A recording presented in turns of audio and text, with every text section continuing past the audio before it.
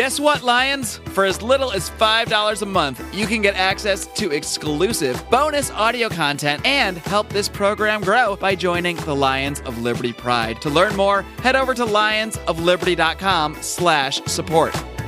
And I think we need to actually look at the bigger picture of why did people not vote for us? And that big picture really just lies in how I think the messaging was wrong.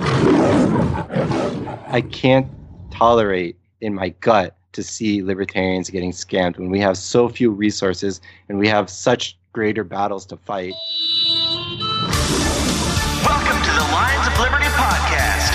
Here's your host, your guide, your shining beacon of liberty, Marc Claire.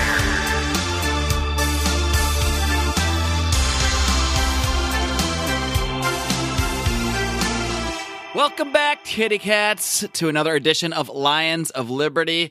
And I hope you guys are ready to roar today, or at least to be roared at, or hear a couple people roar, because I've got a couple passionate guys on the show today, a couple guys that were heavily involved in the political machinations surrounding the 2016 election, surrounding the Gary Johnson campaign, the Libertarian Party. They're both heavily involved, and they're very passionate about the subject to the point that they're still talking about it. And as you guys know, back in episode 290, I had Judd Weiss on this program. He's made a lot of accusations about things that he really thought were shady, perhaps, or just really some shenanigans he saw within the Gary Johnson campaign. And today, he's going to be speaking on this program with a gentleman by the name of Charles Peralo, a guy who's also been on this show before, back when he was running for the chairmanship of the Libertarian Party. And Charles is basically going to come on to defend Gary Johnson, defend the Gary Johnson campaign from Judd's accusations. I did make the offer when Judd was on the show that if anybody out there disagreed, wanted to hash this out, that I'd be willing to provide a forum for that. And Charles did reach out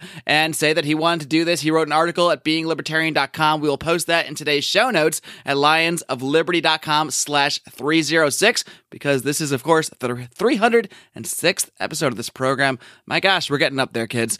But before we get into this, I want to tell you one more time, and I say one more time because this deal is coming to a close with our sponsor at martinarmory.com. These guys have the most insane gun prices you can imagine because they only focus on the top 25 guns on the market.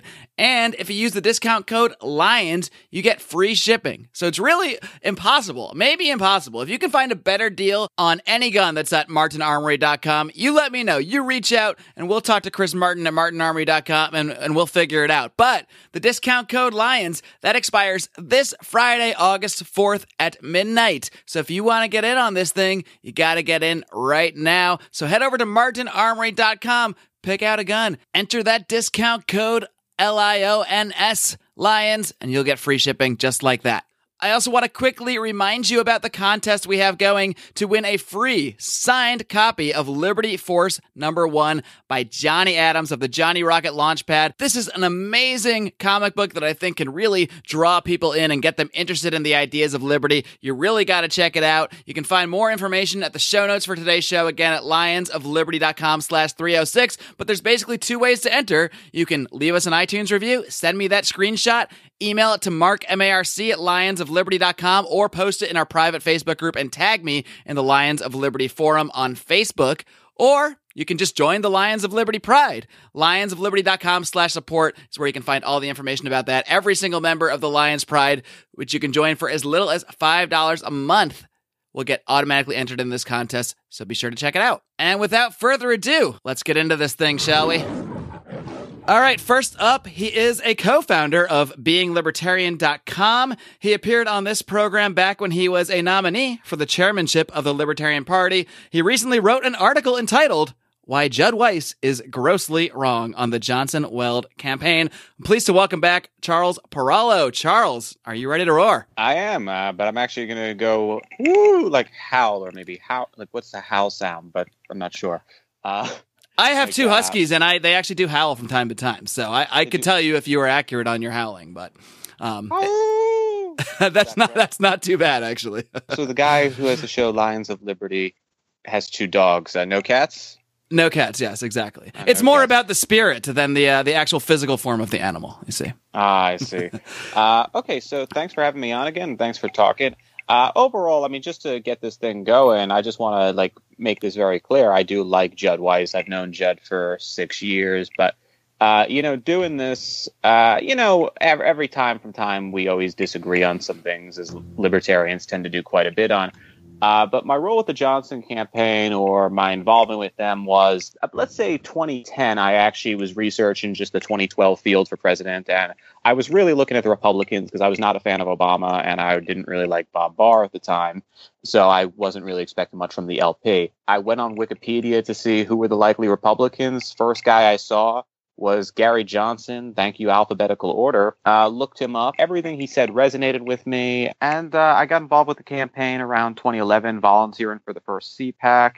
I got to know Gary over the course of the debates. And there we are 5-6 years later. I've known pretty much every person to be involved in his campaign. And I'm going to be honest, not the best managed campaigns in the world. There are problems. I think that there was a little bit of inexperience from the 2016 crew. I think the Libertarian Party maybe doesn't have the best resources to run a national campaign, but there was some incompetence that I think is fair to address. However, I look at these accusations from Judd, and I feel as if they are very wrong in the sense they are attacking people that I've viewed as friends, that I've known for many years now, and these are people who I would say have a good ethics here. And also, I think this is going to be a sting for some of the audience, but I'll be 100% honest in this line. These accusations have less evidence behind them than John McAfee killing someone in Belize.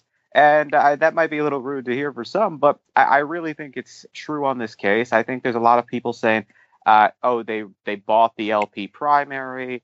They frauded us out of money, and I don't think these are fair accusations. And I really would just like some sort of point to try and get another side of this story around, because I feel for maybe a couple months now, it's been largely Judd speaking and a few people in the Liberty Movement regarding it as fact. So I'd like to just open up the conversation that there are other points of view here, and there is a debate going on. All right. And as I said, when I brought Judd on the show, when I gave him that platform to speak about what he believed were some, not bad intentions, but things he didn't like within the Johnson Well campaign, within the Libertarian Party. I did say I would be open to continuing this conversation if anyone wanted to provide a counterpoint. And that's why you're here, Charles. But I do want to bring in now the man that you're addressing, of course, who's also with us, Judd Weiss, former Libertarian vice presidential candidate. Welcome back, Judd. Hey, thanks for having me, Marc. Oh, and by the way, are you ready to roar? I'm always ready. Excellent. So now both of you guys are here. You guys are both familiar with each other. You're both friends. You both, you go back a bit. And as Charles mentioned, this isn't about personal animosity or anything like that, but you did think that a lot of what Judd has been saying about the campaign was either inaccurate or simply really, just incorrect, whether it's just a matter of opinion or not. So, and I think there are different points here where there is fact that can be disputed and maybe other points where there's opinion. So we'll try to save some of the opinion stuff for maybe a little bit later in the show, but I want to try to start by focusing really just on some of the very specific things that Judd has brought up in his criticisms, both on this show and over the past few months since the Johnson campaign. So, and the reason I'm even doing this is I haven't been speaking about it in the last month or so, but it's not an issue that I ever feel like I ever want to drop, because I feel like this was wrong, and I feel like libertarian activists should know about it. So this is an important issue. It's not something I'm ever going to drop and just let go if I think that people in the liberty movement are being very shady or scammy or deceiving people. I think that's a very important thing for people to realize. However, I've made it known, and I'm starting to I have so many other things I want to do with my life than talk about this issue. So I haven't been focusing on it lately, but Charles Peralo wrote an article refuting everything that I'm saying, or contradicting me on this, because pretty much anytime I post anything about this stuff, Charles is there ready to argue against me, and that's fine. He has the right to his opinion. Ready to roar, and so he should stand up for what he thinks. But I'm coming on because people have questioned me, so let's let somebody who has been the most outspoken person questioning me, who doesn't waste an opportunity to question me on any of these things. Let's have a chance to actually just have a discussion, not really a debate, but just let's hash it out with somebody who really feels like what I'm saying is wrong. Yeah, I think that's an important point, Judd, too, because I'm not looking at this as a debate where points will be awarded. I'm not going to raise anyone's hand in victory at the end of this. It's really just a conversation where you'll each get a chance to sort of give your side of things and let the listeners decide. Yeah, and Charles, I've known Charles for a while, like I don't know, several years, and he's always been super cool to me. I've never had a problem with him before. I wouldn't call him a close friend, but he's an acquaintance I see at events, and he's always been very friendly to me. So I don't have a problem with Charles personally. I do consider him to be one of the true believers on the Gary Johnson side that will just defend endlessly. And I feel like my issue with Charles is almost everything he says is somewhat wrong or misrepresented. So all I want is I want to believe that things he says can be accurate and correct. And that's what I hope to do with this talk today. I want to take these things kind of point by point because there's a lot going on there, and it's easy to get tied up in a bunch of different topics if we don't do it that way. So why don't we just start off with a specific claim by Judd that he made on this program? And Judd, you said that the Gary Johnson campaign was employing a paid troll army to disparage yourself, John McAfee, on Facebook, including fake Facebook accounts. So not even real people who are out there posting disparaging comments, disparaging memes, and that sort of thing. Obviously, even that, not necessarily illegal, but something that you would claim would be unethical. So, Judd, why don't you just sum this one up and maybe mention any evidence or anything you can point to that would show those fake accounts came from the Gary Johnson campaign, and then we'll let Charles respond. So I have guys from the Gary Johnson campaign laughing and congratulating themselves for doing just that. For what I mean by troll army, there was these fake Facebook accounts, and obviously this wasn't officially done through the campaign. Nothing in politics that's somewhat shady or that people don't want to be known, nobody does it directly through the campaign. Everything is underhanded, often 3 degrees separated from the person actually doing what they're doing. But I did save it, and I kind of want to find this right now. Also, I'll let you guys both, this won't be published right away. It's probably going to be a couple weeks. So I'll let you guys take the time after the show to gather anything you want to send me. And then I'll include all of it in the show notes for this show. Sure. Tom Mann, who was like one of the most brutish thugs on the campaign. And bear in mind, I'm not attacking the Gary Johnson campaign and all the campaign team. There's a lot of cool people on the campaign team. They're great people. They're close friends of mine that are on the campaign team. I'm attacking the top. I'm attacking the campaign manager and a few like thuggish elements within it. But I'm not attacking everybody that had anything to do with it. Not at all. But Tom Mann is he commented on Facebook about an interview where I started talking about this troll army. And just to say what I'm talking about, there was these fake accounts that were using cartoon characters as profile photos because of, I guess, legal reasons. They didn't want to use real people's faces. And those cartoon characters were so nasty. They were just fake accounts with no content on their pages that would go around saying the nastiest things they could say about me and McAfee, that shitbag liar Judd, and they were just trying to post as much dirt as they could around the whole Liberty universe. And they're really nasty with McAfee, making fun of his wife, showing pictures of her. It was just really nasty. And then so Tom Mann is bragging. Oh, and there was that. There were also people that were apparently engaged from Facebook groups that weren't actually fake accounts. They were just a bunch of people that were going around and constantly just throwing a lot of dirt. So they had an organized opposition of smear and nastiness. That's what I'm talking about. I'm not saying any of this is illegal. I'm just saying that this is what you're paying for when you're donating money to the Gary Johnson campaign. Tom Mann says, I watched the first 7 minutes of the interview and gave up. Judd's lead revelation was that the Gary Johnson campaign utilized a troll army on social media and hurt his feelings. This is news? Seriously? ? He could have at least acknowledged Austin Peterson from whom we learned the tactic. I guess like everything else, we did it better. So Tom Mann's bragging about it. And Tom Mann, although you can't prove all the troll armies were directly paid by the Gary Johnson campaign, you're saying that Tom Mann, this person who is admitting to some of this activity, it sounds like, did receive payment. Yes. Okay. So he did receive payment. I forgot the exact number. And he's bragging about it. He thinks it's funny. And that's okay. And you know what? If the Gary Johnson campaign wants to do that, cool. I'm not saying that they should or they shouldn't. I am saying that they shouldn't, but that's not my point here. My point here is that's what you're donating to. You're donating to fostering nastiness and infighting in a really vicious way. There's another guy, Jordan, I can't pronounce his last name, Zolowski or something like that, who was like nonstop. There was like Jeremy Kraken, who was also nonstop on like posting hate and attacks. They were Jordan was paid by the Gary Johnson campaign, but he was just like very low level.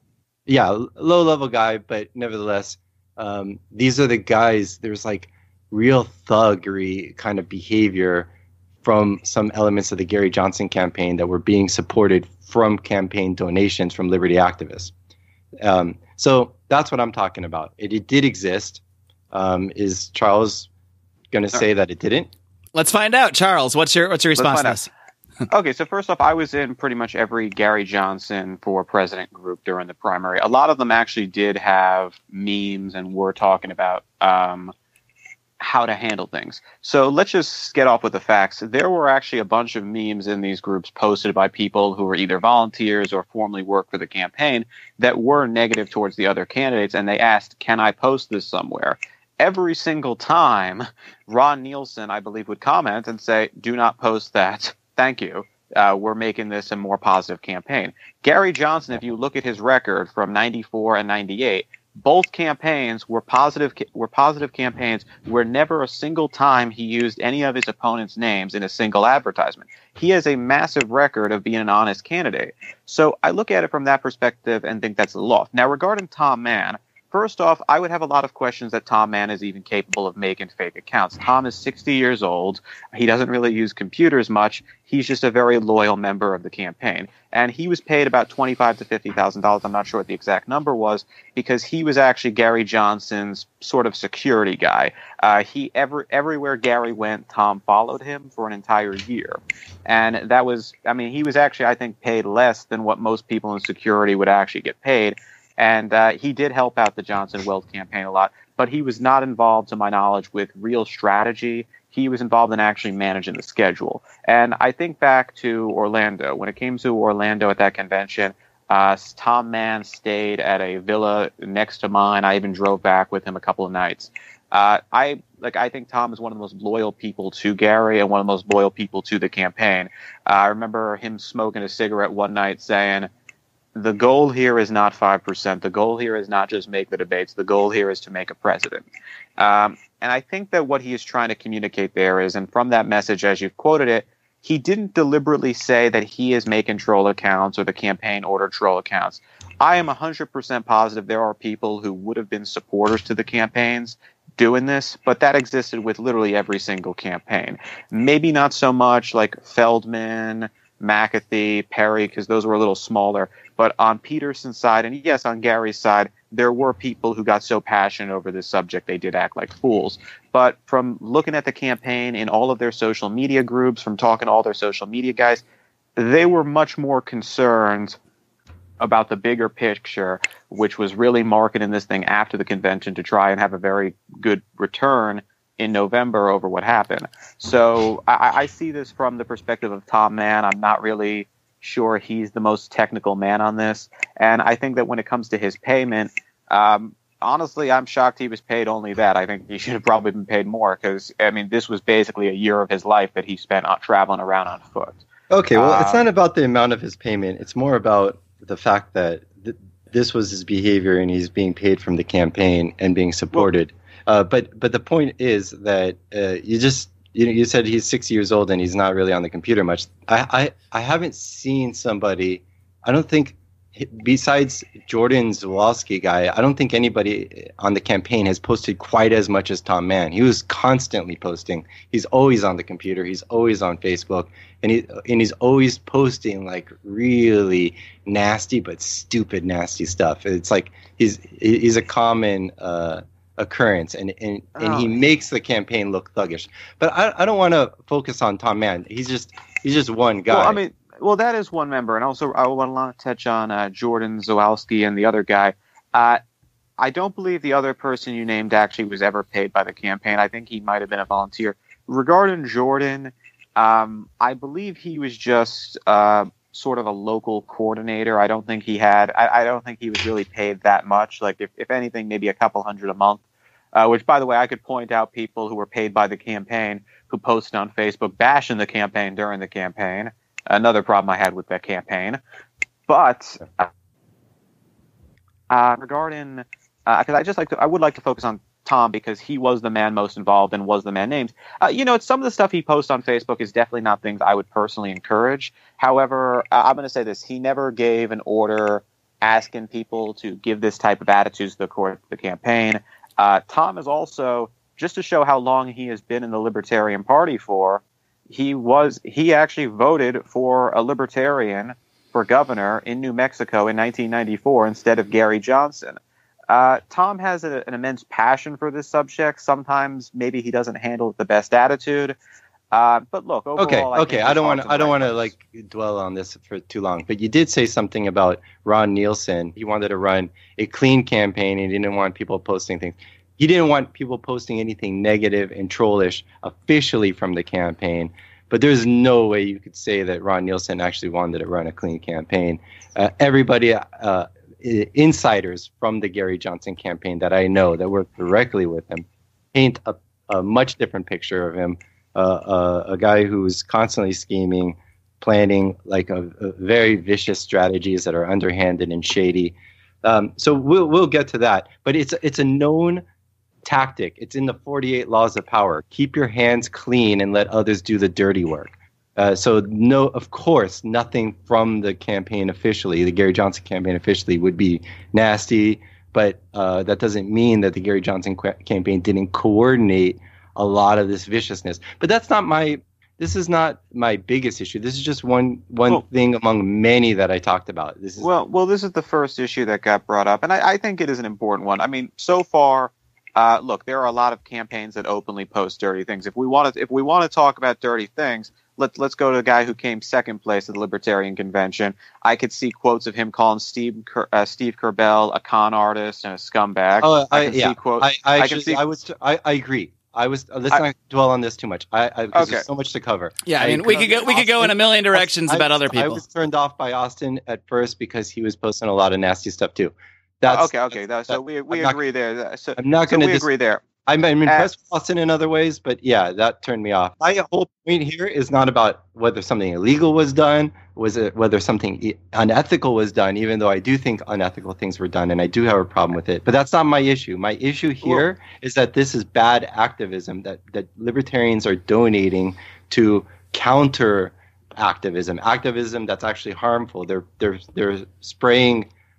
They're trying to put out fires with gasoline, and they're making it worse with their donations and limited resources. That's my problem. That's the whole point of what I'm talking about here. I would like to touch on the McAfee, not McAfee, the Nielsen thing a bit more, though.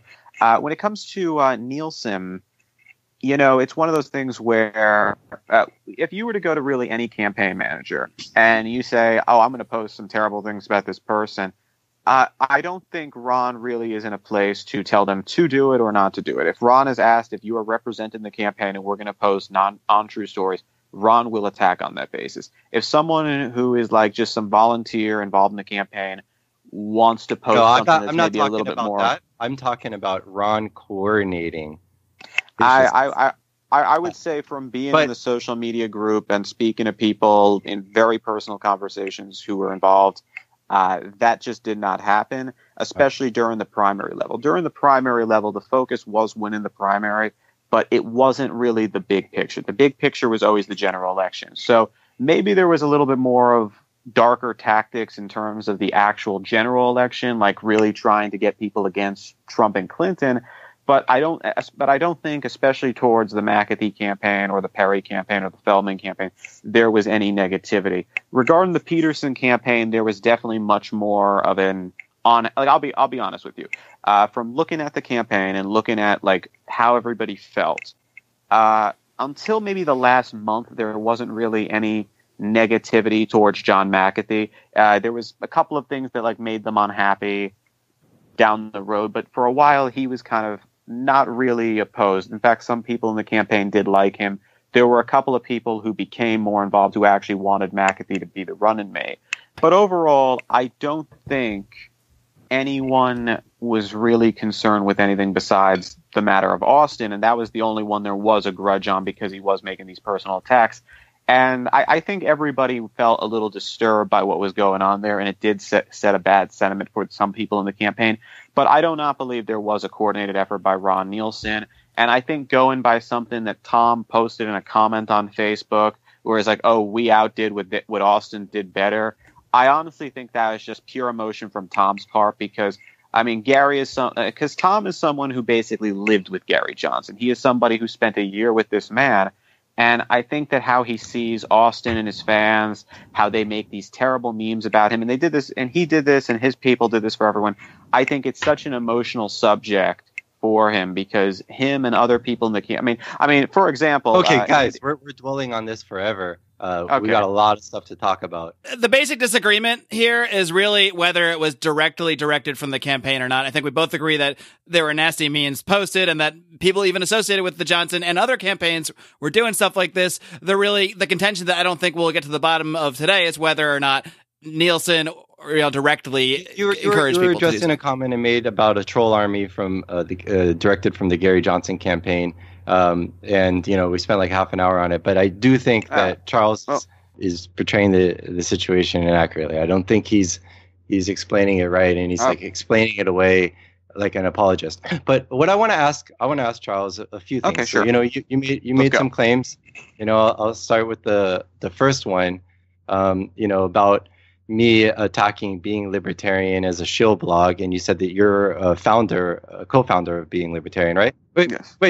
Yeah. So you've defended Being Libertarian. You're saying that I called it a shill blog, and that you took issue because you're a co-founder, and obviously that's not true, right? What is not true? You're a co-founder of Being Libertarian, and you took issue with me calling it a shill blog, and that was the very first point in your article. I was told that on the Tom Woods show you did say that I looked for the quote, and I did find like you listed Libertarian Future and Being Libertarian. Am I correct on that front? If not, I apologize. But I never talked about Being Libertarian ever. You never mentioned it? I never mentioned the words Being Libertarian. Ever. Okay, so that was one of your points about me. If that is the case, then I actually will apologize for that point. But you have to realize several people messaged me that he attacked it as a shill blog. And I did look through the Tom Woods thing. I heard Libertarian Future. I thought I heard Being Libertarian. I'd have to look at it again. But if that is the case and you are telling the truth there, I do apologize. And I would strike that one down. I was talking about a Libertarian Future, Jay Wilson. I'll defend Jay as well. But okay, I thought you threw Being Libertarian in with that for a moment. If you ignored that one, I'll apologize on that front, but I will defend Jay as well. I will defend Libertarian Future. All right, so let's focus there. $21,000 from the Gary Johnson campaign and was claiming to be a neutral third-party journalistic institution, which I was saying was nonsense, and I'm basically calling it a shill blog because they were getting paid from the Gary Johnson campaign. And they did end up getting paid off. Was the website being paid, or was just Jay Wilson being paid? Because I need to look at that. It's his blog, and so I don't see. Sure, but like the payment was to Jay Wilson, not to this, to a separate company or anything. But okay, so I know a little bit about Jay's payments just from like looking at a monthly basis. I don't think he was actually paid from the campaign until maybe 2 months prior to the convention. And I know his pay, I believe, was increased after the convention where he was focused on many more hours. So if he was paid $20,000, I believe the vast majority of that was post-campaign. And also, by the way, Jay Wilson was pro-Gary Johnson maybe a year or two before he was ever hired on. So Okay, he's always so been that pro. point that you made against me, the number one point, was wrong, correct? The being libertarian point, if I would go back on that and it is wrong, I will apologize there. The Jay Wilson point, however, I will defend. Your point would be that you believe he was just fairly paid for other work he was doing on the campaign, unrelated to his work at the blog. Yeah, but that's how politics works. Is And that, also, that you do stuff and then you get paid, and it's claimed to be for something else. So that's completely normal. I saw examples of that throughout the political. This happens throughout the political world, throughout this country. This is not limited to the Libertarian presidential nomination. There would be 2 points I'd make on that. Number one, I think Jay's blog is a little bit too small for the campaign to really notice that. If the campaign was going to give someone $2,500 a month because he has a blog that's maybe $30,000 on Alexa, some money, I think that's a real waste of resources. But I would also bring up a second point. I did speak to Ron Nielson personally about this was maybe 4 months prior to the convention. It wasn't Ron Nielson. It was another member of the campaign about doing some stuff on the social media as well. I brought up my Being Libertarian site, what I've been doing there. They were impressed with the resume. At no point, I don't know if they were impressed, but they were interested. At no point they ever asked me my website would have to become some sort of shill for yeah, I'm not doubting that. I'm not saying that at all. But So I am saying the reason why this is important, the reason why that's relevant, is because our former campaign manager, Chris Thrasher, I've claimed he was bought off by the Gary Johnson campaign, and that's, I'm not even saying that whether that's right or wrong, but I am saying that that's shady. And our campaign manager, Chris Thrasher, was giving us info before he left, and before apparently he received an offer from the Gary Johnson campaign. He told me when he got that offer, he told me he's going to reject it, and then his whole behavior changed all of a sudden. But before he told me about that, before he got that offer, he was giving us inside scoops on the Gary Johnson campaign. And the reason is I've said that everybody, the staff level people in the Libertarian Party, are basically working together on one campaign, then they work on opposing campaigns 2 or 4 years later, then they work together on campaigns again, and they're all friends and they know each other. So what you have essentially is you have a mole network of staff level LP members. And so I was getting information from Chris Thrasher about the Gary Johnson campaign, information that turned out to be correct. He told me before Alicia Dern was announced, that she was going to be announced. I never talked about this before, but he did tell me that. He told me that she was going to that Ron is going to use her to counter me and to try to neutralize me a bit. And sure enough, when she announced, she started posting these videos about why art is great, talking about art when I was doing stuff that was more artistic. But nevertheless, the reason why I'm bringing all of that up is because Jay Wilson knew about the fact that Chris Thrasher was leaving our campaign before I did.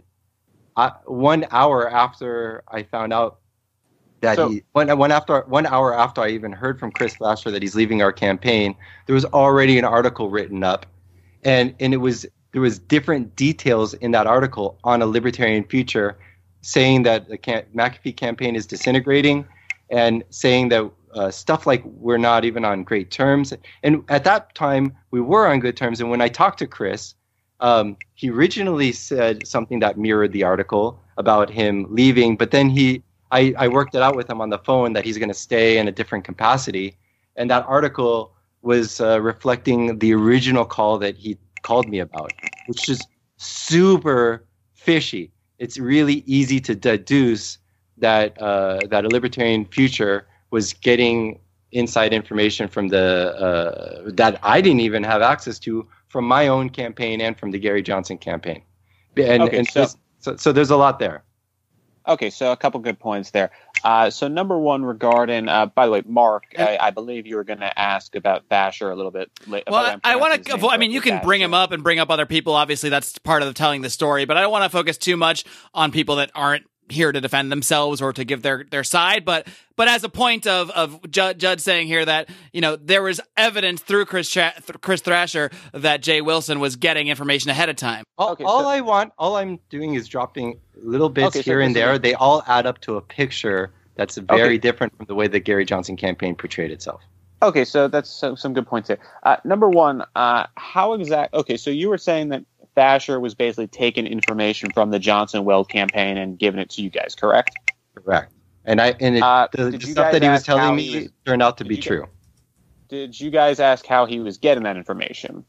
Yes, and I even know some of the people on the campaign that he was talking to, that he was friends with, and I don't want to bring that up because I don't want to get them involved in this. But how did he say he was receiving that information? He has friends on the Gary Johnson campaign that he's known for years, and and I'm assuming he had to give to get. We didn't just get that information on the Gary Johnson campaign for free. I'm sure he was a mole leaking information to them as well.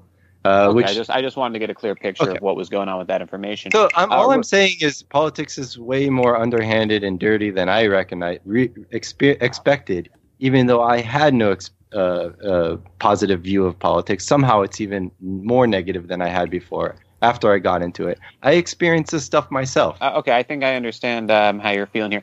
So regarding the Chris Thrasher point, and also regarding the point of Jay Wilson, for Chris Thrasher, I'm just going to comment on and say that he has a business in politics. He gets hired. This is his job. From what I have seen from his end, he had a lot of unhappiness with John McAfee personally. In fact, one example I could bring up is when you were named as his running mate, there was an email which I believe John sent to Chris, and you could correct me if I'm wrong here, where John basically emailed Chris, is like, I don't know if I made a great decision or a horrible mistake. We'll see. But there were some things that Chris, I don't believe, was fully counseled on that made him unhappy with the campaign. Now, people leaving campaigns and going to new campaigns or other campaigns is very, very common in politics. I mean, if you look at the Republican primary and the Democrat primary, it probably happened maybe 1,000 freaking times between. Okay, I don't want to go on a tangent about this because I have no problem with him leaving the campaign. I'm glad he left the campaign. I'm fine with that. I'm talking about him being bought out. I'm talking about him being bought out by the campaign. I've heard that Hillary used to offer people on the Obama campaign during the 2008 election. She offered people like $120,000 to jump ship onto her campaign. So this is the kind of stuff that happens. I'm just saying it's shady. And apparently, Chris received almost $31,000 from the Gary Johnson campaign. I understand that he was working as a ballot coordinator, service. but nevertheless, he was the McAfee's campaign manager. He did things underhanded to undermine us, and then he got paid from the Gary Johnson campaign. Everything here is very fishy. I don't have any problem with him leaving. That's not my issue. I think there's one or two things that can be discussed from that. First off, we didn't address the point of Jay Wilson properly, and the second point is also actually the first point really is the Chris Thrasher thing. And I don't want to go down too much the rabbit holes of talk. I mean, you can give your opinion on it real quick, but I don't want to talk about Jay Wilson, Chris Thrasher, because they have points of view that we don't know their point of view at the end of the day. Okay, this will take 30 to 60 seconds though. So when it comes to Thrasher, I think the guy changed jobs. I don't think he was ever really contacted by the campaign. Ooh, haha, we can make a big deal. When it comes to these campaigns, people get frustrated and then they leave. And if they have skills, they get offered positions in the other staff. I would be 100% in agreement with you that he was looking at this saying, you know what, I do not like my job here. This is something I can do, and I think I'll be much happier with. I'm sure there was personal interest motives above politics for him. However, nobody jumps ship from a campaign they think is going to win and they think they can really have a good legacy from. I think he was unhappy with the situation, and I don't really think that because the Johnson-Weld budget, well, just the Johnson budget at the time, was so bad that they were in no position to go scout out other people. They had no money to go out and just purchase other people's campaign managers. But the second part regarding why Jay Wilson got that story and why he was able to get it before you knew about it, most likely I would say that Chris Thrasher was aware he knew the story before you guys did, and he was 100% willing to tell people like Jay and other sites. Why that's now? I do agree if Jay is getting paid, and he does have his website, then there might be some problems there. However, that website is a for-profit site, and also I don't believe Jay's involvement in the campaign when that happened was really that official. So I think that is sort of a small glitch there, and also from doing a website. Oh, go on. This is not my biggest issues. These are just things I'm throwing out there. Well, but I think what's more important here is this is the example. I want people to pay attention to how Peralo is handling these things. Charles is constantly thinking, not does this look shady and give me pause, but how do I apologize for this? How do I try to explain it away in the best possible light, even when it's to the point where he's constantly misrepresenting it? That's what I'm saying here. No, Chris Thrasher, I have no problem with him leaving. And just FYI, he said that Chris Thrasher was the reason that I'm even on the McAfee campaign. The one thing that I'm actually grateful to him for is that he pushed for me to be on the McAfee campaign. He gave me McAfee's phone number to give him a call. I didn't have McAfee's phone number before I got it from Chris, and he sold McAfee on me. McAfee didn't know who I was before Chris Thrasher made the pitch for me to be the VP. This was Chris's doing. I wouldn't be the VP if it wasn't for him. So I'm grateful to him for that. That wasn't the reason. The fact that I came on board is not the reason that he left. And he told me that he got offered money from Ron Nielson, and he said, "I will never take Nielson's dirty money." Those were his words. And then 2 days later, he went radio silence on me for like a week, and I didn't hear from him. And when he came back, he sounded totally different, and then he left. And then he publicly endorsed Gary Johnson instead of McAfee during the primary, like a couple of weeks later, and we were shocked by that. And somebody on our campaign team who's known him for a while talked to him, and apparently Chris didn't really have much choice. In order for him to get that gig on the Gary Johnson campaign, he needed to show loyalty. He needed to publicly endorse Gary Johnson, and he was just treated like a ping pong, basically. He was purchased and then he was bounced around. Of course, we were going to respond attacking him or defending ourselves, which was an attack on him. We weren't talking about him anymore. And so anyway, there's so much more that has gone on behind the scenes than I've ever had time to talk about on an hour show.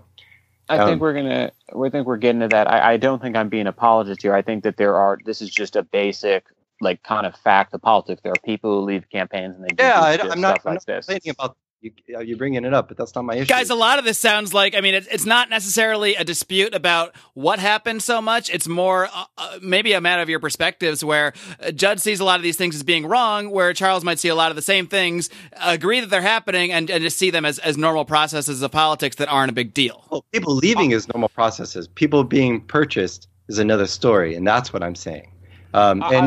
And even that, the truth is that is normal. Is that okay? That he was bought off by the Gary Johnson campaign? Are you okay with? Does that not look shady and underhanded? I don't think he was bought off by the Johnson campaign. I think he had services which he offered. Let's not say on Christopher Thrasher much longer, because the campaign manager was paid $30,000 by the Gary Johnson campaign. That was post convention, and I think that's normally pretty standard stuff that goes on. I mean, he joined the campaign. But look, he had a lot of very visible issues with the campaign. These flips do happen. And like I said, the campaign was so broke pre-convention that I highly doubt they were saying, "Oh, we'll give you a check for $30,000 if you leave right now." Okay. And also from being in the groups and seeing the dialogue, there was not really any fear from the McAfee campaign. Most people really wrote that off. The only fear that they had going into that convention, it was not a fear of Austin Peterson. It was not a fear of John McAfee, not Darryl Perry. The only issues that they had were the concerns of the VP race, which, by the way, you brought up with Alicia Dern. I will just say this from knowing everybody who was involved in the VP pick of Bill Weld. Alicia Dern, while a very pleasant person, that was not on anybody's list. I spoke to Gary personally about the VP list. His pick was actually originally his 2012 pick, Judge Jim Gray, as a Plan B. There was a list made with Bill Weld on it. but I don't think there was any serious effort to undermine you with Alicia. I don't think there was anything there. Alicia's campaign was really acting on herself. All right, guys, well, we've got a lot more ground to cover here, but I've also got some bills to pay. So we're going to be back after a quick word from today's sponsors. Because I firmly believe one of the most important things you can do to protect yourself and your loved ones is to own a firearm. But for a lot of people, buying a gun can be an overwhelming process. There are just so many options, and not everyone feels comfortable walking into a gun store. Well, our friends at martinarmory.com are doing their part to change that. Martin Armory was founded with a simple goal: to make buying a gun simple and affordable. Instead of carrying thousands of different guns, martinarmory.com only carries 25. This allows them to focus on providing the most popular guns on the market at insanely cheap prices. And now, for a limited time, their prices are even more insane, as martinarmory.com is offering Lions of Liberty listeners free shipping. Simply go to martinarmory.com, pick an awesome gun, and enter the promo code LIONS. Again, that's martinarmory.com. The promo code is LIONS. Hey guys, this is Roger Paxton, and if you're fed up with the government running every single aspect of your life, but you're not listening to the Lava Flow podcast yet, then what's wrong with you? Check us out at thelavaflow.com, or just go back to sucking up to the government. The Lava Flow podcast, striking the root every single episode. This is Chris Spangle, and I am the host of We Are Libertarians, which you can find in iTunes, Google Play, or at wearelibertarians.com. We are a podcast that brings you all of the irreverence that modern politics deserves by examining current events from a libertarian perspective. So please, check us out at wearelibertarians.com. Hey everyone, the Johnny Rocket Launchpad is Liberty. Each week we strive to bring you the best guests in talk radio. The Johnny Rocket Launchpad delivers weekly interviews of noteworthy politicians, experts, and activists. The Johnny Rocket Launchpad is bringing the party to the Libertarian Party and launching ideas in your direction. Check us out at johnnyrocketlaunchpad.com, and you can hear me, Kurt Nelson, and the beautiful Heather Nixon talk about the ideas of liberty, rock and roll.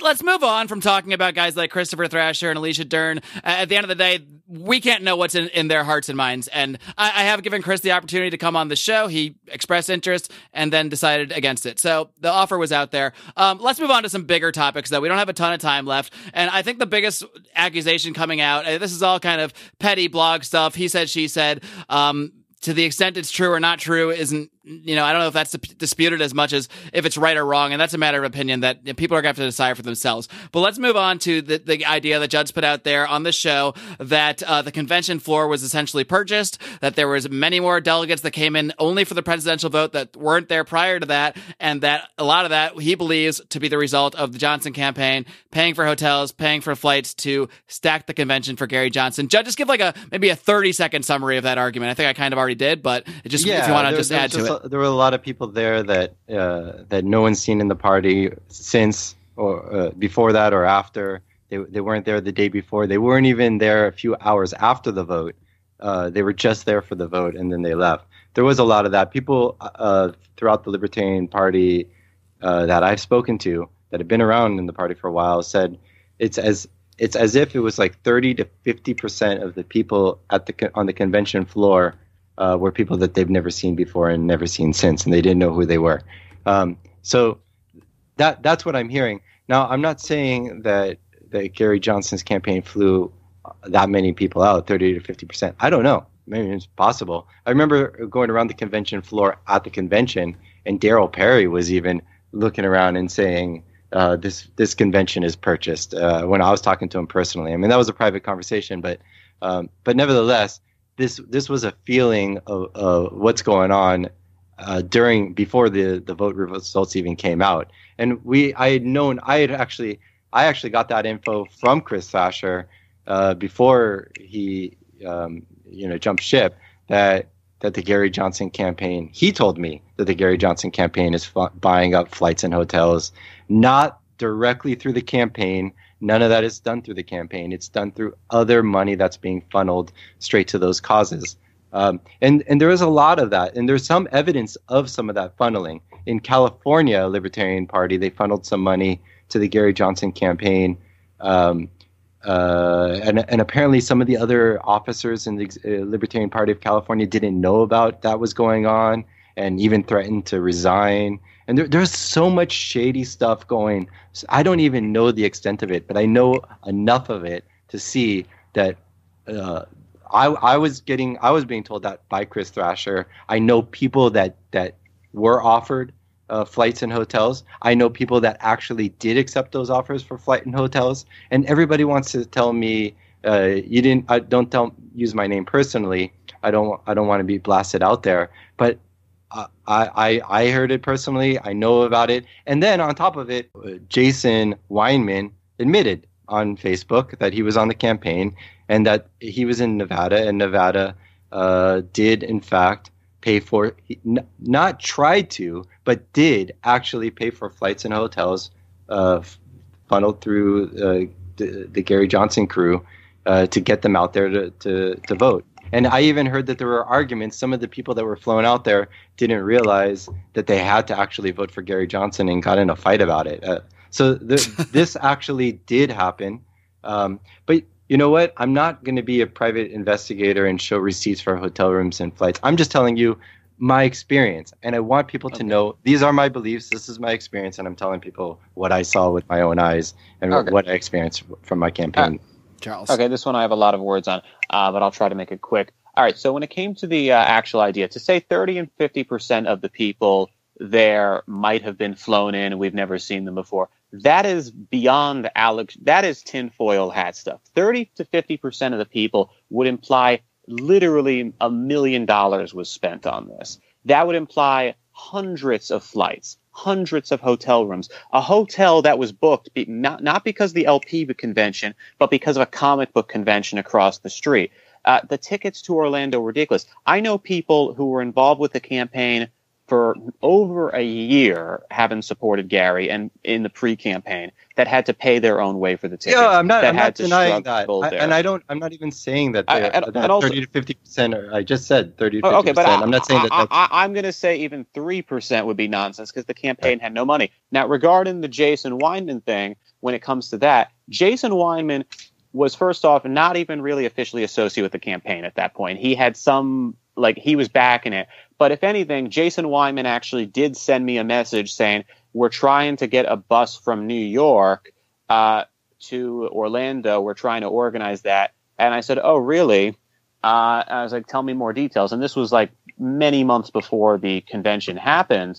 And basically, this bus never happened, as all of the other plans that Jason wanted to do never happened. And they had nothing really to do with the Johnson campaign. He said, you're going to go and vote for, if you come, you'll vote for Brett Pajunas. It wasn't the Johnson campaign. Basically, what he was trying to do was he was trying to organize some sort of back-end deal or whatever to get people who supported Gary Johnson to support Pajunas. In fact, Jason Weinman was going around telling people that Gary was going to publicly endorse Brett, which never happened. And to my knowledge, there was never even a conversation. Okay, all right. Listen, we only have a few minutes left, so I don't want to dwell on but this stuff. I'm just saying that I understand. There's no receipts done. And also, by the way, I would sign a full non-disclosure agreement for any person who can show evidence that the ticket was bought from them. I won't reveal their name. And if they show me the evidence, I will look at it and I'll publicly say, I'm wrong. My hands are up. I do have a screenshot of Jason Weinman actually saying that some tickets were purchased, but that was only some. That was only in Nevada.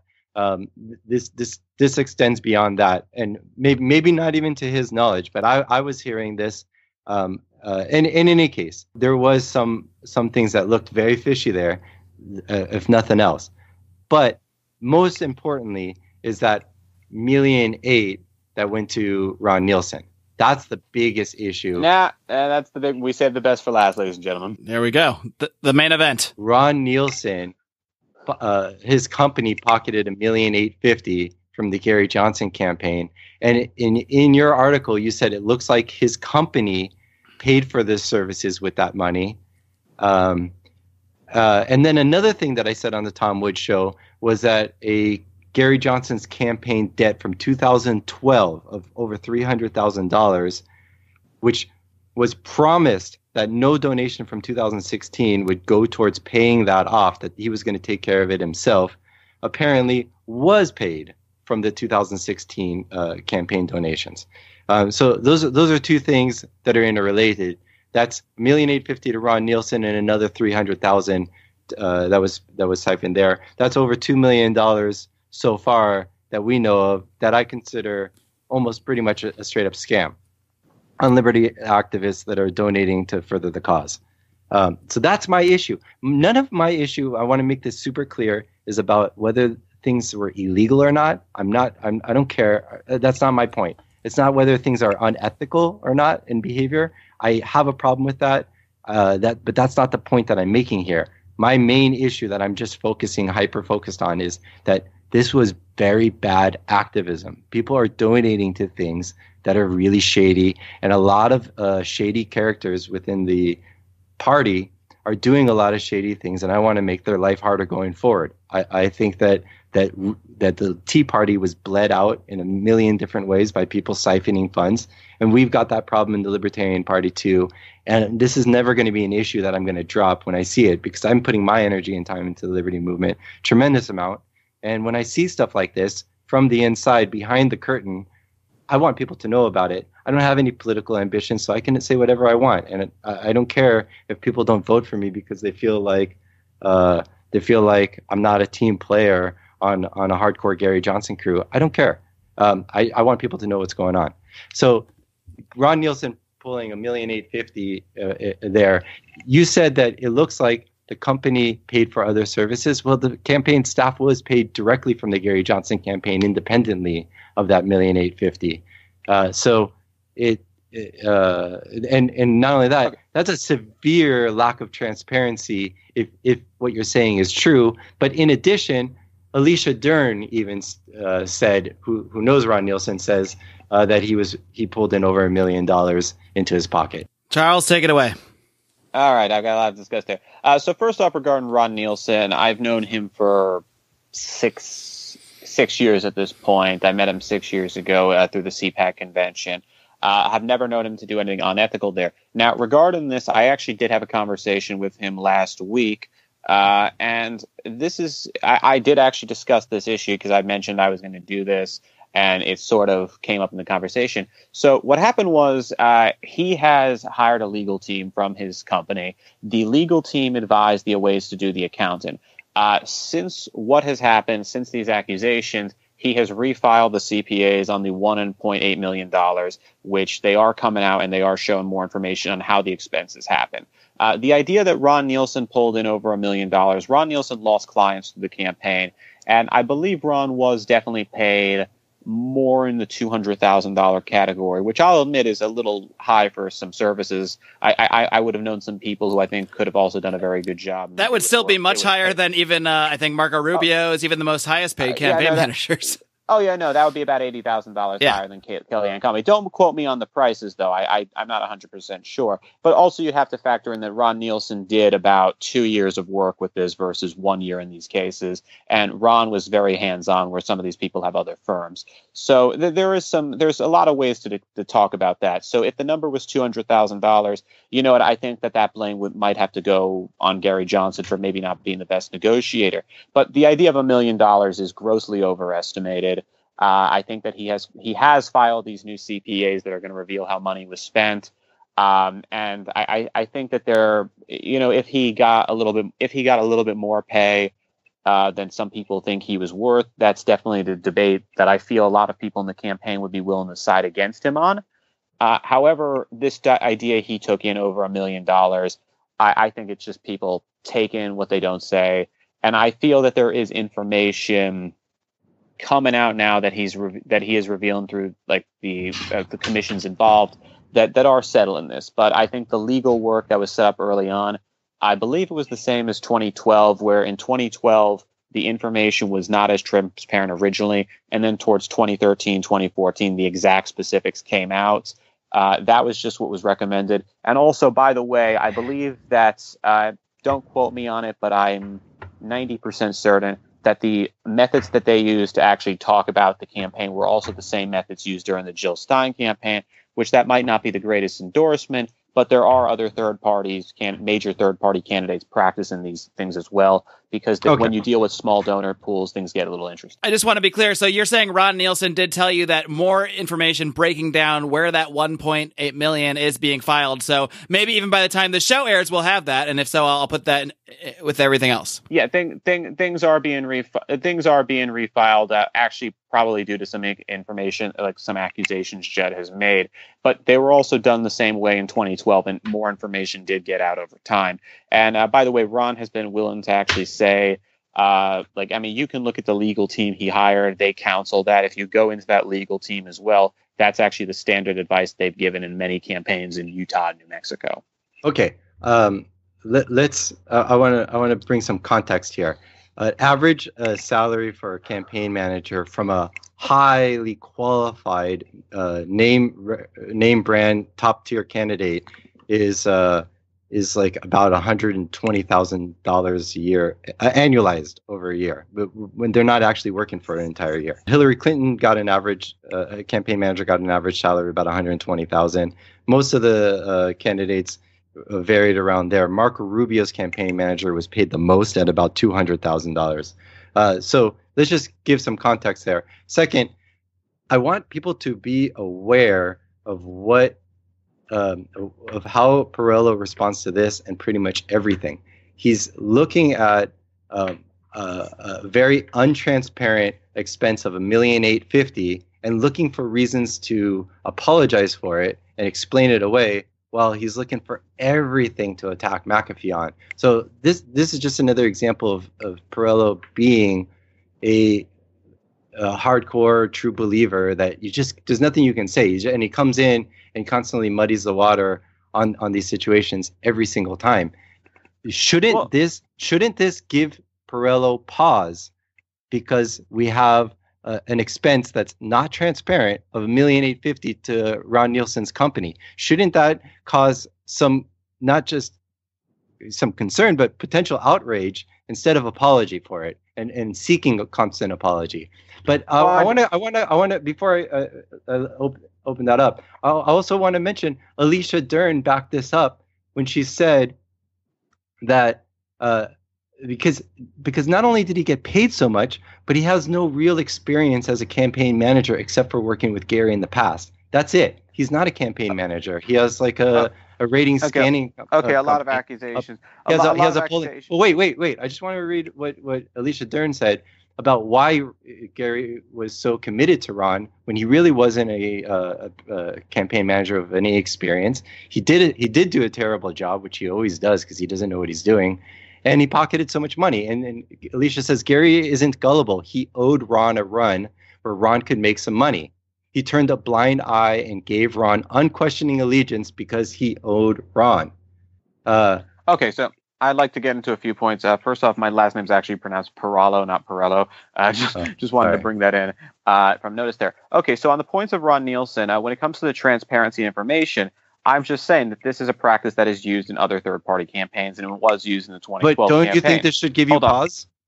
It does give me pause. And also, by the way, I do not just constantly say Gary Johnson's perfect on everything. I mean, if you actually were to go back a month towards the convention, before the convention, I actually was emailing Marc Cuban begging him to run. I wanted someone better than Gary Johnson. Let's make that clear. Gary Johnson is not the Messiah, and Ron Nielson is not one of the 12 apostles. So there are issues there. But the idea that they took $1.8 million is absolutely insane. No, it's not insane. It's in the FEC reports. That's exactly what he received. That was from his company. That how the company managed things. It came in separately. Now there are things coming out. It might come out by the time the show airs that will show an actual breakdown. And that breakdown should, if it doesn't happen in the next few weeks, it should happen within the next 6 months. But the next thing on that, I just want to bring up the salaries of being $200,000 or whatever they are. If you work for a campaign such as the Clinton campaign and you are the campaign manager, you should probably pay them to call yourself the campaign manager to the Clinton or Trump campaign, because you will get paid the moment the campaign ends. There will be a big firm, be it Wall Street or be it K Street, that comes to you and says, here's a check for $500,000, $1 million. If you are like Ron Nielson and work for a Libertarian Party campaign, then no one is going to call you up saying, I need to hire you for my thing. There is no big job offer there. So there is an opportunity lost versus the other campaign managers, which should be mentioned as a So that's why he was worth more than $200,000? Well, I don't think he was actually paid over $200,000. I think we'd have to look more clearly at the records of his company through that. But if he was paid about $150,000, and also I want to defend Ron Nielson as a campaign manager. Ron Nielson has been involved in numerous congressional campaigns over the last 20 years, and also I believe some state senate campaigns in Utah and New Mexico. Maybe not the best track record. I don't want to say he's like the guy who did Ted Cruz's campaign or Chip Englander, but there is a track record there. And also, when it comes to Gary Johnson, you know what? He's the campaign manager Gary Johnson has won with before. There's been many libertarians to run for office in the last 50 years, and the only two that I could really name who got elected to statewide office are Rand Paul and Gary Johnson. So Ron made something happen that a lot of other people weren't. Is he the best campaign manager? I would not say so. Did I in the campaign recommend we might want to try and take on someone new? Yes, I did. But however, I think the accusation of, like I'm saying that Ron Nielson should have, after the convention, been replaced by somebody who was more suitable for mainstream politics. I agree with that, and I don't think not just more suitable. This is obviously some shady stuff that you're trying to whitewash. Hold on.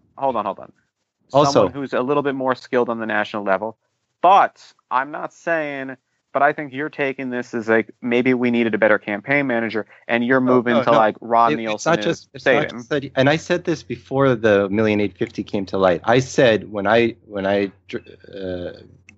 Gary won the nomination, I said publicly on Facebook loudly, I will support Gary Johnson 100% if he will replace his campaign manager, because that will be a sign of good faith, and I'll take that as demonstrating that. Everything I've seen, wait. All right. All the dirty stuff that I've seen happen during the nomination process, I will just say that I'll blame that on Ron Nielson if he was willing to replace him. Because I used to be friends with Ron Nielson. I used to be friends with Gary Johnson. I had fundraisers for Gary Johnson at my house during 2011 primaries. I know these guys. Ron Nielson used to even ask me for advice back in the 2012 election. I have messages from him. Me and him were cool. Everything was cool until I ran with McAfee and he turned vicious. I saw that and I said, wow, this was so nasty. But I hear from a lot of people that Gary is asleep at the wheel and that Ron is doing all this stuff. Another name being thrown out, by the way, is that Joe Hunter is also a guy that's devious and scheming these kind of things. But it's Ron Nielson is ultimately the guy that is responsible. I won't put the blame on Gary if he replaces him. And you know what? Turns out I was giving great advice. Now he doesn't have to take my advice, but $1,850,000 was pocketed in a very shadowy way to his company, and the rest of the campaign was paid separately from that $1,850,000. Another $300,000 was paid to the attorney to pay off the debts from last time, and that payment came from that attorney. There's all this shady stuff that happened. That information is coming out, as I've said. And there's one interesting point that I wanted to bring up really towards the end, and I think we're here. This is something that happened during the campaign, and I spoke to numerous people who said it happened. After the convention, Ron Nielson actually offered no longer to be the campaign manager if Gary would like to get someone more like one of Bill Weld's people, one of the Romney people who might have offered. Ron Nielson did offer to step down. Gary Johnson did have a trust in Ron, and that's what happened there. So the idea that Ron Nielson would willingly step down, but then at the same time, I've heard from people on the campaign that it was the exact opposite. That Bill Weld tried to get his people in to run it. That he was blocked by Ron Nielson on that. And then I also hear from people on the inside right now. This is what I'm hearing: is that Gary is has been upset with Ron, because Bill Weld and Gary are not on speaking terms at the moment. I heard this a couple months ago. I don't know if it's been resolved since. But Gary and Bill Weld are not friendly at the moment. Gary would like to be friendly with Bill Weld, but Bill Weld is kind of upset about how things went down. And a lot of that has to do with Ron and Ron Nielson's behavior as a campaign manager. I'll actually agree with that point. Bill Weld was unhappy with Ron's performance, and Bill Weld, I believe, did have some people, his people he wanted to bring in.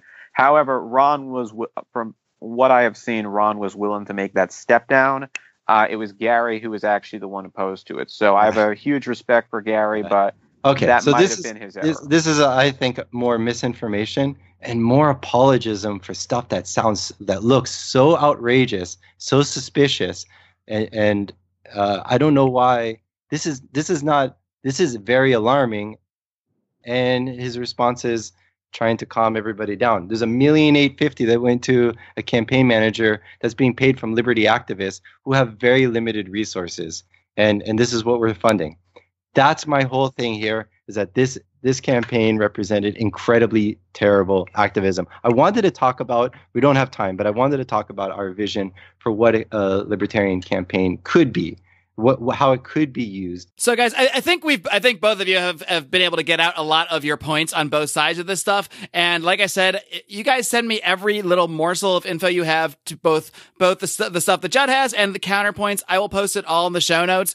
And we'll let people out there decide, because I think you're both honest guys who believe in what you're talking about. So I don't think there's any reason to believe otherwise. And I think people out there can kind of take the stuff you guys are putting out, look at it themselves, come to their own conclusions.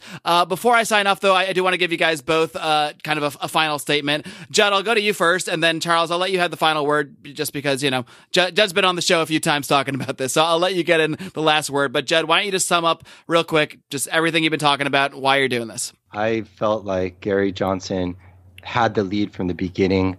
I don't have experience as a politician. I wasn't interested in being a politician. I'm still not. My point was that libertarian messaging has been terrible, and libertarian presidential races haven't been doing anything very interesting. And I felt like all I wanted to do was demonstrate if I'm being criticized for not playing the game well, that's valid, because I wasn't trying to play that game. My whole point was to show we need to stop playing this game, because it's suicide missions. We don't have the numbers to win, so we need to not play that stupid politics game that everybody's playing, but use this as a platform to communicate our ideas.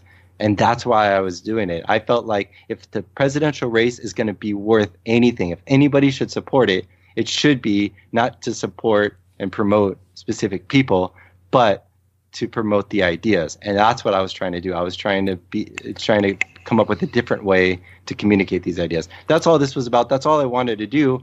And meanwhile, I had no interest in running a negative campaign. I said at the very beginning, I made a mistake, because I said two things. One, I'm going to make this as honest as I can be, more honest than even honesty necessitates.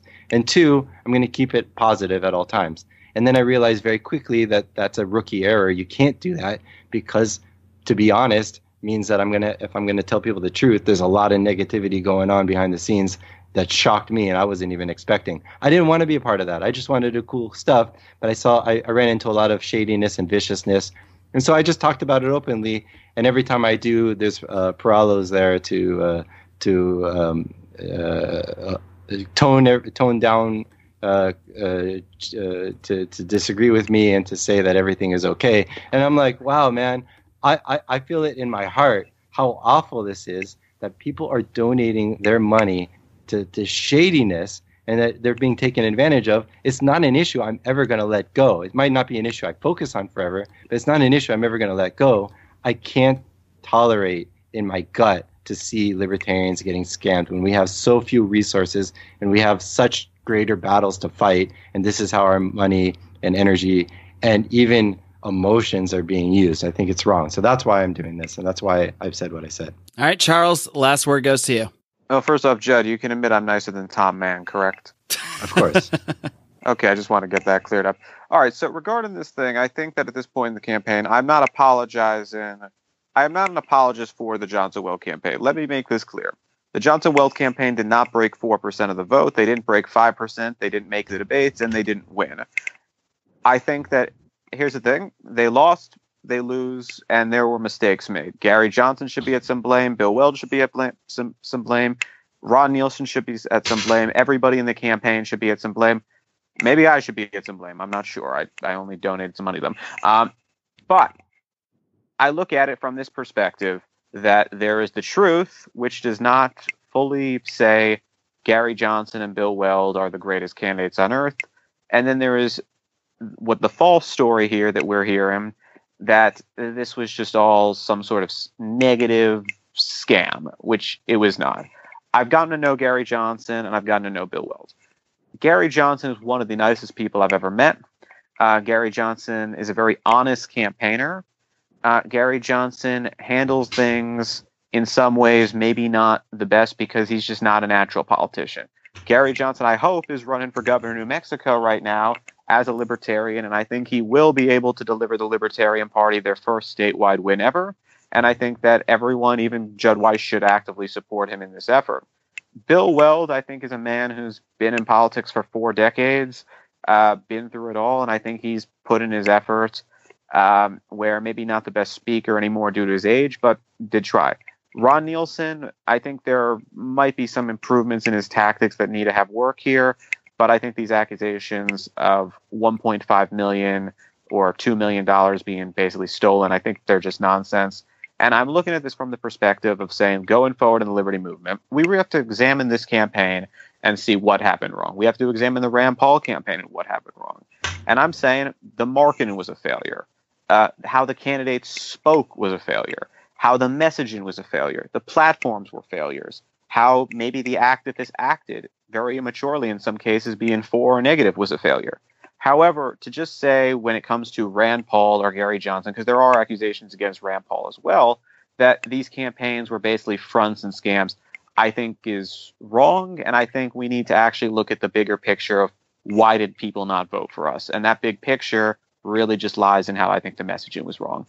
So that's my final words on the subject, and I'm glad to hear I'm nicer than Tom Mann. Well, gentlemen, I think you're both nice folks overall, and I was glad to bring you guys both here into a forum that is at least a little bit better for communicating than just Facebook threads all over the place. So it was at least good to get you guys together and at least get both of your perspectives on this out there. Like I said, I'll put all the information out there that I have. Listeners can decide. They can process it themselves. They can decide how they actually feel about everything they've heard. In the meantime, maybe we'll invite you guys back on at some point down the road to discuss maybe some of your philosophies as it relates to presidential campaigns, because that probably does relay into a lot of the way you guys see this going down. But I know you guys will both be out there and continuing to be the great voices of liberty and activists that you are. So keep up the great work, gentlemen. It's been a blast, and we'll talk to you soon. Thanks, Marc, for having us on. All right.